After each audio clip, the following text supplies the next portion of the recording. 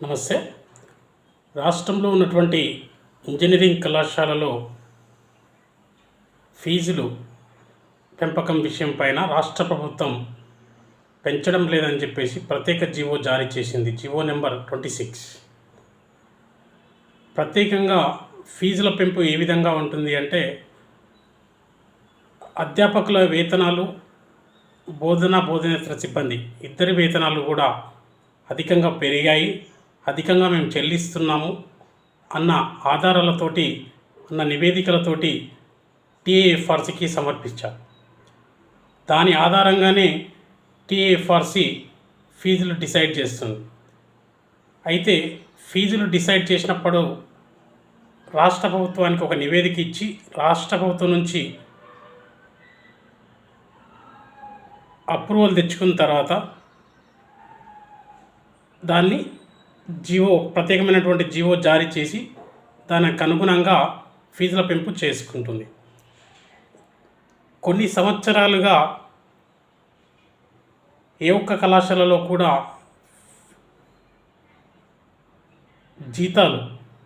వేతన సంఘ జీతాలు చెల్లించడం లేదని చెప్పేసి మొరపెట్టుకుంటున్నటువంటి విషయం మనందరికీ తెలిసింది. మరి అలాంటి పరిస్థితులలో 7వ వేతనం నడుస్తుంది. 7వ వేతనం కాదు కదా ఇచ్చే జీతాలు, 5వ వేతనం కూడా జీతాలు ఇవ్వడం లేనటువంటి పరిస్థితి రాష్ట్రంలో నెలకొన్నది. మరి అలాంటి పరిస్థితిలో ఏ విధంగా ఫీజుల పెంపు చేస్తారు అనే అంశం పైన మనం ఫిర్యాదు కూడా చేయడం జరిగింది.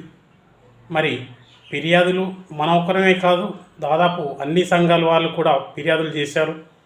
చివరకు ఫీజుల పెంపు మాత్రం ఈ సంవత్సరం వాయిదా వేసి ఒక కమిటీని వేసి, ఆ కమిటీ ఇచ్చిన నివేదిక ప్రకారమే ఫీజులు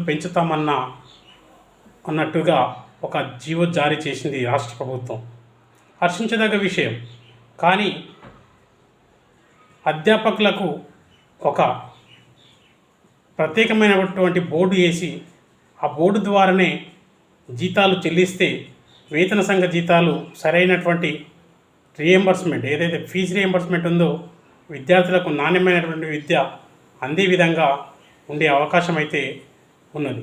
కాబట్టి రాష్ట్ర ప్రభుత్వం ప్రత్యేకమైనటువంటి జీవో జారీ చేసి ప్రత్యేక బోర్డు ఏర్పాటు చేయాలని చెప్పేసి కోరుతున్నాం.